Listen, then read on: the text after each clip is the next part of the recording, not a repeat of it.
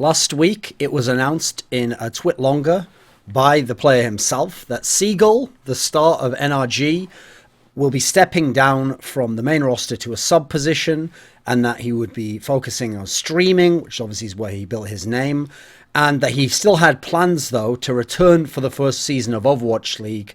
Now, the reasons he cited for this move were trying to balance streaming success and pro play, which is an understandable concern if you think about it, especially when you consider that not only was he a very popular streamer and a big name, at least in the pro play, but he had lacked success on the pro side of things. And so obviously he's switching to the thing that gives him his success and isn't reliant on LAN tournament success, etc., to build into doing your job and succeeding at your job. You have to consider, during Seagull's time as the star of NRG, they underwhelmed on a consistent basis. This is a team where coming into the proper launch of the competitive circuit and LANs in Overwatch, they should have been a team challenging in the West to win LANs, and then going over to Asia, China, Korea, and legitimately competing against what ended up being the best, which are the Korean teams, and really having a chance to go head-to-head with them. They absolutely failed in both regards and consistently managed to underwhelm. It's not even just that they lost. They would lose to teams where, coming into each tournament, you'd say, right, if they're at the level where the talent says they should be, or where the hype says they should be, they should get past these teams at least, and they would lose at those early hurdles. So at the Overwatch Open, they only finished top 8, 5th to 8th. They got smashed by Fnatic, ultimately. And, okay, yeah, Fnatic has gone on to prove themselves to be a very legit team. A lot of roster moves since then. But this is a team where they should really be in there competing with a team like that. Then they went to the APAC Premier Tournament in China. They got a top 4 there, so the result looks good. But you look at their path, and it kind of delegitimizes the whole placing as an elite placing. It wasn't. They got a lucky bracket draw where somehow they seemingly only played Chinese teams who have yet to be essentially relevant compared to the best Western and the best Korean teams. And as a result, got a quarterfinal draw that let them get into the semis before they faced the Korean team or another elite Western team. Then in OGN Apex Season 1, they were in a group that, on paper, they should absolutely be able to get out of this group. Okay, yeah, Condescending, as the tournament went on, transitioned into a very good team who had their chances to go to the final and upset a lot of people. But in the group stage, that's a team where absolutely, before we knew that the Koreans were very good and we thought it was only Lunatic High were amazing there, this is a team where that's the Kongdu that you should have had a chance to beat if you're NRG. Then you go and you look at the team that won the group was BK Stars. In no universe, despite their run, BK Stars himself got an incredibly lucky bracket draw. This is a team where absolutely NRG should be ahead of them, has the experience, has been to more lands. They should be beating a team like this. They should be getting out of the group in first or second place. They didn't. They just went out in the group stage. And then we know the problems they had making roster move while they're there. Then they had MLG Vegas. Okay, now you're back on North American soil. Now you're not even having to worry about those dangerous Asian teams and teams you haven't scouted before. Now you're playing a bunch of teams that people know that you have experience playing online. They don't even make top 4. They finish 5th to 6th. They don't get out of the groups. And they twice get beaten 2-0 by Cloud9. And Cloud9 themselves, not an elite team. Yeah, they have gradually gone from like step up to where at the end of the last OGN Apex season, months and months after this MLG Vegas tournament, Cloud9 is starting to look legit. Like they're getting the pieces together and they can finally compete. In fact, they're getting to the level that NRG should have been at, but never was actually at when you look at the lifespan of the game and who the top teams were. So, yeah, the success hasn't been there. So is it really a surprise that Seagull, in terms of his own self-interest, chooses to focus on the streaming and instead say, I'll come back later when Overwatch League starts and I'm still a big enough name and, in fact, my streaming can keep my name up there? Then you consider his other reason he cited was essentially the fact that the tournament circuit has ground down to an absolute halt and that there aren't a lot of big LANs, basically. The LAN circuit has really died off from where it was at the end of last year, and everyone is just sat with bated breath waiting for the Overwatch League to fully be announced in terms of format and to actually begin and to have teams within it. So the lack of tournaments means you are only playing online, and then if you're playing online, I mean, how much merit do you really get from that compared to if you're him doing your stream? So I can understand that in that sense, and that's not his fault. These are big issues that the whole Western scene is having, because basically if you're not in Apex, or you're in Apex and you go out early, that's it. There's not really lands out there for you to play in, and that's on Blizzard and the way Blizzard set up the landscape and failed to make an attractive kind of dinner table for these different tournament orgs to come to and want to put on tournaments before Overwatch League. They've made it so that everyone's like, well, why would I invest now and build something up when Overwatch League will just come in, scoop up all my shit, and then I'm just done. I've wasted my time, essentially, and I don't know how long that's going to last. And there's all these problems. So I can understand totally, in that sense, why he's taken a step back. The problem is, Seagull's move isn't like a lot of moves with individual players, where it just affects themselves, and yes, the team might lose a player, but they can replace that, or they can go in a different direction. The big problem here is, what Seagull has done to this point in NRG has essentially screwed over a whole bunch of people, in my opinion, when you look at it, and based on some of the things I've investigated behind the scenes. Because we'll start with himself. Okay, so his streaming has certainly been a huge part of what built his fame. Because if you look at his style of play, it's very flamboyant when he's on stream. It's very aggressive. It's very outgoing in terms of how he engages with the viewers. He's the perfect person to be a successful streamer. Also, North American, obviously, he has an American accent. These are all factors that help in terms of the time zone, the culture, people relating to you, etc. Absolutely a fantastic person to watch streams of. I watched streams of him in the early days of Overwatch. And so that built his fame a lot. And obviously he was a skilled player, not just on stream, but in online matches early on in Overwatch. And so that built his individual fame and was certainly a big boon for the NRG org when they got him on board and they built that NRG team that had him as a star. In fact, his name value, despite all those underachievements in terms of results and below par performances from the team as a whole, despite all that, he still carries great name value within the Western scene and within global Overwatch. And so you have to look at NRG, and their results didn't always warrant them getting some of their invitations. They probably shouldn't have been invited to APAC Premier. Should they have been even considered for some of the later seasons of Apex? Yeah, it's pretty questionable, right? They hadn't really shown that they were capable of doing these things in an offline environment. But as long as you've got Seagull, as long as you've still got a tournament circuit that hasn't grown enough where other teams can really prove themselves, yeah, I can see why you can justify as a tournament organizer inviting NRG and having Seagull at your event and having at least that name value and some fans and people who want to see how that goes. In fact, this speaks to how successful Seagull was in terms of individual brand, that even when the team failed, there's a sort of person that wanted to watch the team to say, see, I told you he wasn't as good, or he's overhyped. When they wanted to watch them fail, right? That's a tough thing to do. There's people who want to watch you win if you're good, and there's people who ignore you if you lose and you're bad. So he actually managed to capture it so that win or lose, people want to watch them play. And since they lost a lot, having that on board, that's actually a valuable thing for NRG as an org and Seagull as an individual player, even if ultimately it makes you almost more of a meme or a joke or someone where people revel in the schadenfreude of your failures than actually celebrate you as a great player.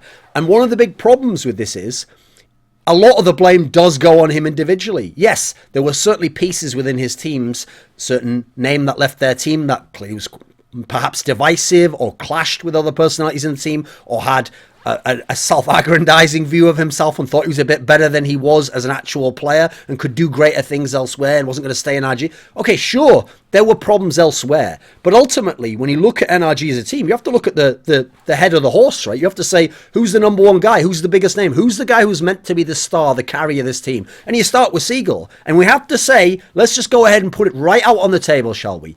As someone who had potential, who had talent, who had seemingly ability that he could imprint on the game of Overwatch as a competitive game, Seagull has abjectly failed to transition that talent to being just a professional player who achieves results and individually excels and shines. Now, sure, there have been meta switches that haven't always been as kind to him, but even in the times when things were good, even when the team looked good, even when the pieces were working decently well, they got decent matchups, he just never stepped up as that true star carry. You think of some of the other star carries from some of the teams. You think of Soon, or you think of IDDQD, or you think, well, in the early days, maybe Bods.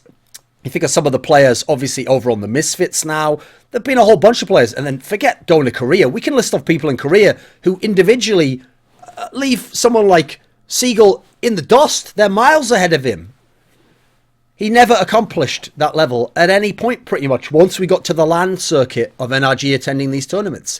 So his personal failures already would impact the team, and as much as he's the star carrying, he never matched up once they got anywhere vaguely deep in a tournament with the star carries of the other teams. So that alone is going to cost your team. There's a reason why in most team sports the greatest players also win the championships. It's because you need all the other pieces, and you need the supportive players, you need a good coach, you need a good style, and everything has to work. But ultimately, the great thing about superstar players who have huge names is they build those names off what they can do in the game. And so when you get down to that series or that match where there's one tiny play needs to be made or one game needs to be won and things aren't quite going your way and everything's tilted against you, that's when the superstar could come in and win you that one game and change what would be the course of history otherwise. And Seagull never was that star, unfortunately, and thus NRG almost predictably, when he watched the games, would lose, would find a way to lose, find a way to underwhelm, would never live up to what the potential that was at least the name brand or the hype around what they seemingly could do when they were in scrims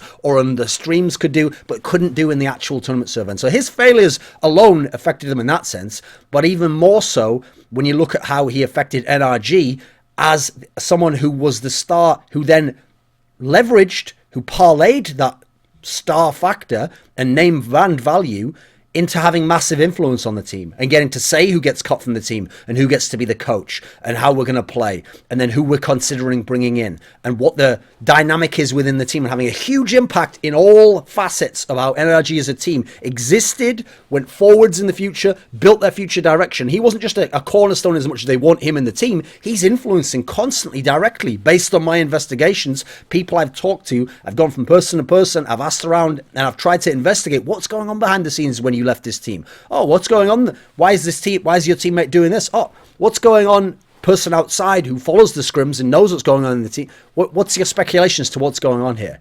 Now, not only when you're the superstar are you someone who can exert influence, but there's always the question of whether you should. Like, are you a superstar who's good at your role, which, I mean, it's already questionable as to how good Seagull was as a star. Are you someone who also has a mind for how to make a team? Like, I've read books, biographies, where people like Michael Jordan and Kobe Bryant, fantastic individual superstar players, some of the most dominant carry players ever in basketball, their notions of who their teams should pick up and who they should cut and other things ended up being vastly off what the results ended up being, and they would have made massive flaws in they would have had very flawed careers if their GMs had just turned it all over to them and let them decide the team. Yeah, obviously esports is so young as a whole that a lot of GMs do let the star player have big influence, and particularly in this case, things I've been told, what I've been able to discern is that Seagull had some of the most influence of any star player in Western Overwatch in terms of who got cut from teams, how the teams operated, who got to have what role within the team, who's kind of on the chopping block to go next, who can be the coach, whether the coach is replaced, all these factors. He was the one who ultimately was the lever on which these moves all pivoted. He's the one who, whether or not he always made the decision, he's the one who, whether or not he always influenced it in that sense, he could be the deciding factor either way. And so as a result, he can't just take his individual failures on board. He has to take some of the team's failures on board as well and see the large responsibility he had within that. Because for me, if you are the superstar, you got to understand that influence is a huge personal responsibility. You not only have a responsibility to play for yourself as a star player and therefore help the team because they need the star, but if you then have influence on who gets removed and the coaches that come in and all these factors, if it then doesn't work out, you got to own up to that as well and say, yeah, you know what? I didn't play well myself, but I also made these calls here. That wasn't the right call. And sometimes over here, maybe there was hubris in terms of who I thought I could cut or bring in, or I shouldn't have done this move over here. And now, has he done any of that? I don't know. That's a behind the scenes thing because he's never addressed any of it publicly. But I look at the failures of NRG and I have to say a lot of them, beyond even just as an individual player, have to go and be put onto the head of Seagull. I have to say that he's a primary thing to blame for why the team did not succeed. You look at the coaching issues. If you go back and you listen to the early part of that episode of OverSight we did, I think it was like episode 3 maybe, with Flame, the analyst who does fantastic videos breaking down the game and obviously does desk analysis.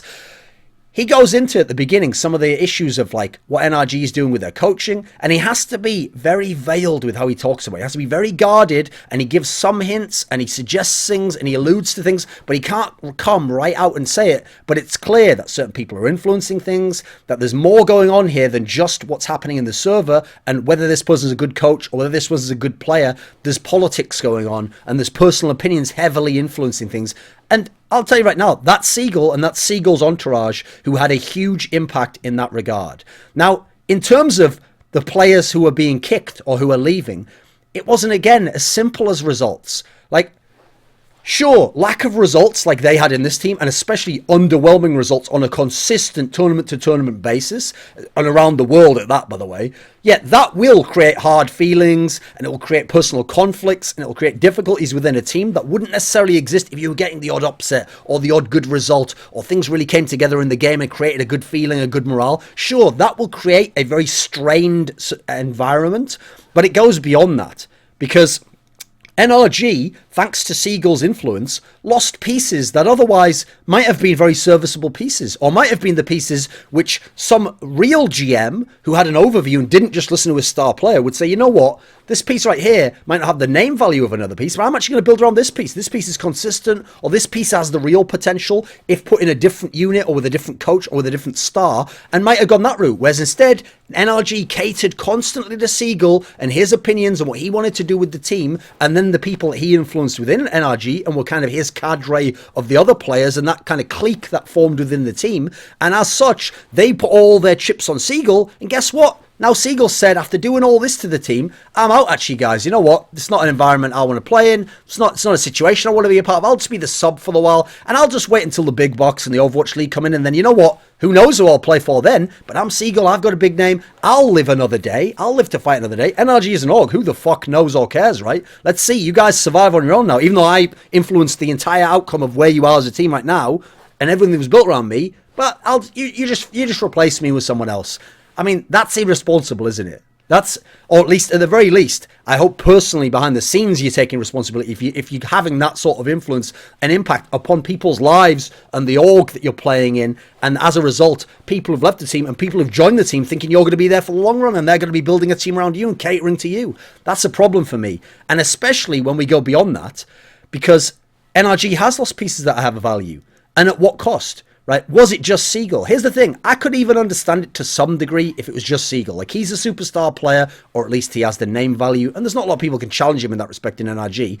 I could understand if the org's saying, we're going all in on Seagull, therefore Seagull, you get a lot of say in what happens here. If he then personally really did think, like those star players I mentioned from basketball, I want this kind of a player with me, and I need this kind of a personality with me, and only this sort of person could coach me in this style, I'd understand that to a degree. I'd still say you've got to take that responsibility when it doesn't work out and take the blame. But one thing I can't abide by is investigating this story. Word came to me on a number of occasions that it wasn't even just Seagull. Seagull essentially had someone close to him, his girlfriend, having impact and influence on the team. And I'm not talking about Seagull talks to her about what's going on in the team. She gives him her thoughts, and then he takes that on board, and then maybe that somehow influences his decision. Because, I mean, that's no business of ours. You can live life that way. I'm sure many couples, many family scenarios, someone's brother probably talks to them. Yeah, that's understandable, having a sounding board like that. No, I'm talking about the girlfriend getting to have direct influence on the team, being in the team environment and getting to speak up and have a voice and say what's going on and criticize people, and being there, listening during games and then talking to people after matches. I mean, in this scenario, first of all, other people on the team, I realize some of them might not have a captain role. You've got to keep outside influences the fuck out like that. And if you're the GM and you're the org, what in God's name are you doing allowing an outside influence? Because that's what it is. It's not one of the core members of the team or someone who has qualifications to have expertise at Overwatch. You're letting someone like that directly influence the morale of the team, where a player's role is going to be within a team, who's in and who's out of the circle of the clique, as it were, and who's going to get kicked next, or who's safe from harm no matter how they're playing. There's big issues going on there. Not only that, you've gone all in on your star player. What, you're just going to let him be influenced by some outside effect? He's already having his own issues as it is, and now this outside element is influencing him and essentially puppet mastering him to a degree on some of these issues, to potentially have drastic outcomes and impacts upon your organization, upon your team. And you want to succeed, presumably, right?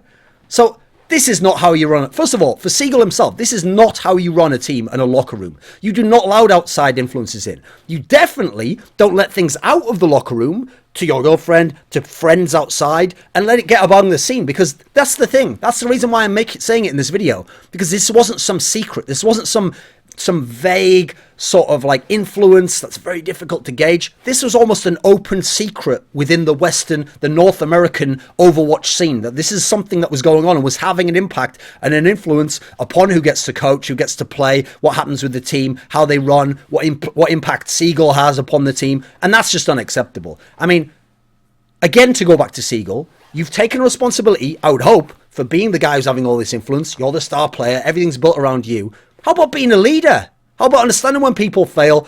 Since you've taken all responsibility on, you have so much decision making, you've got to be a guy who inspires them, who tells them what you need to succeed, who helps them be better players using your talents, and therefore as a team you grow bigger and you cover each other's weaknesses. Where was Seagull in that respect? Because that's where the girlfriend aspect kills me completely. Like, the idea that when you go to events abroad and the teams at events, you're off eating with your girlfriend over here and your team's over here. Well, you're the star player.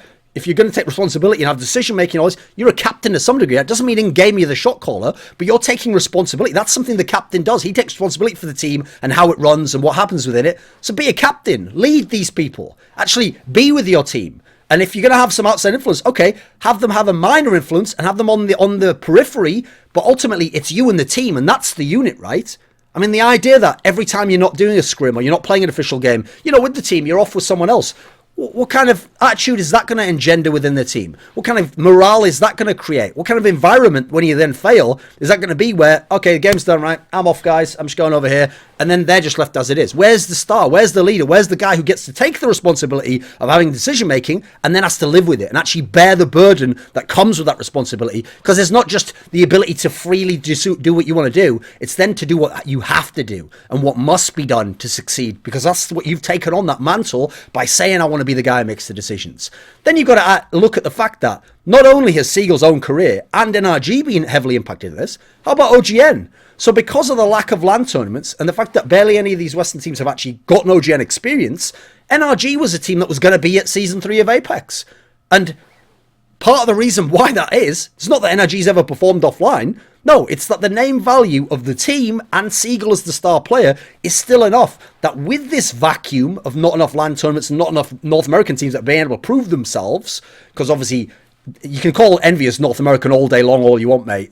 Only the org's North American. Just because the guy who pays them North American, I don't give a fuck. That's not North American. So NRG was still a prime candidate to get these invitations. Well, what happens now that you've got no Seagull? Well, OGN's fucked.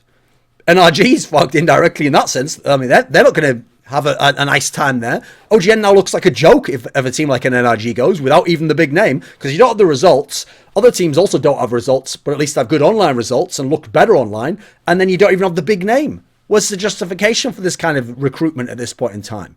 Then you got to consider, what's NRG done now after going all in on Seagull and cutting players and bringing coaches and like people have influence on them. They've done all this stuff, and now that he's stepped back and there's a massive vacuum created in the team, including the power dynamic, what do they do there? Well, we've heard as a stand-in, they brought in Mendo from Cloud9, and people suggest he's going to be the next permanent addition. That's no instant fix itself. Mendo himself is someone who's had personality conflicts within teams and hasn't always been the guy who got along the best.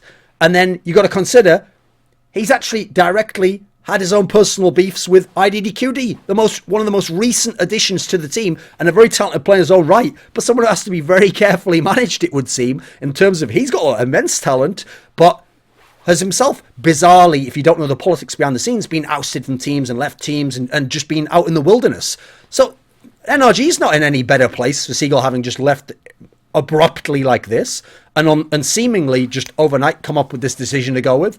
So this is a guy in Seagull who hasn't just left the team and hasn't just stepped back in his career and decided to focus on streaming. He has wrought havoc everywhere he has been as an NRG member, in terms of tournaments and the way he's been invited, in terms of his team and how they've run and how they've been constructed and what the future is and the direction they've taken, a trajectory at tournaments, his individual contribution to the overall thing.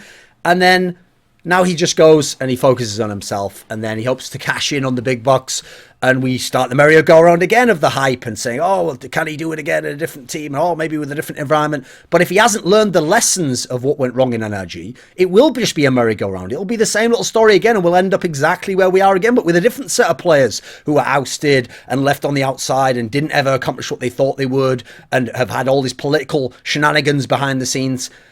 The problem here is, on one hand, Seagull isn't a young guy. If this is like an 18-year-old, 19-year-old guy, I think, right, getting very good at video games, it can be a fairly antisocial thing at some point in time. Some of these people who are very, very talented don't always relate to other people that well. Maybe it's just inexperience of youth. No, this guy is 24 years old. He is an adult at this point in time and must be judged as an adult with adult responsibilities. Not only that, I will say, okay, he as an adult and his age isn't young, but I will give him as much as this. In his esports career, he is young. Yes, he's played other esports games, but they were minor esports games. This is his first major esports game. And so, okay, he's only a year or so into that. A year and a half of Overwatch becoming a big game and suddenly thrusting you into the spotlight and making you play under a lot of pressure. And now all money's coming into the scene and more players coming into the scene and more structure. So it's getting more difficult. Okay, in that sense, he is young. And so let's hope there is still potential to learn from these issues and to develop what he has as a talented individual himself. The problem is, when you go beyond him, I have to say, the final word on this isn't about Seagull and his responsibility. It's that so much of the Seagull aspect, beyond his individual play, should never have been something that was his decision to make in the first place. He should have never had the choice to. So the final word goes to NRG as an org. Now, if you look at NRG as an org in CSGO and League of Legends, and I realize they had different management back then, they are one of the most mismanaged organizations in the history of esports relative to how much investment and how much opportunity as a result they have had, and including in terms of how much talent they've gotten across the different games. They've consistently underwhelmed and gotten so little out of those players and put together dysfunctional groups that became less than the sum of their parts and have routinely failed in terms of results and even in terms of bringing out individual stars beyond the name value. And they might have had some streaming success, and in other games they might have succeeded, like Smite or whatever, but I don't give a fuck about that. I follow what I call real esports games, the ones that I care about. And in these games, it's unacceptable. And this right here is probably the most egregious example. And if you know some of the shit behind the scenes in League of Legends, that's a crazy statement in itself. But the idea that you just let your star player wreck everything about your team, all for the sake of placating him and hoping he at least stays and brings his name value and continues to stream under your brand, that's not acceptable. Because I already have my issues with letting superstar players decide the way the team goes. Even great players, they don't always know what they're doing, and they can, as a result, wreak incredible havoc and destroy a lot of otherwise good things and misdirect themselves and not understand the way that the team should be going. But this wasn't even someone like that. This was putting all in on something that was never going to ultimately work and that had its own issues as an individual beyond what was happening to the team. So NRG as an org, they have to take the ultimate responsibility for all of this, because Seagull himself should have only been able to fail as a star player. And maybe he should have had input on other things and he could have had his own clique with it, but it could never have gone to this level if NRG as an org hadn't allowed that to happen.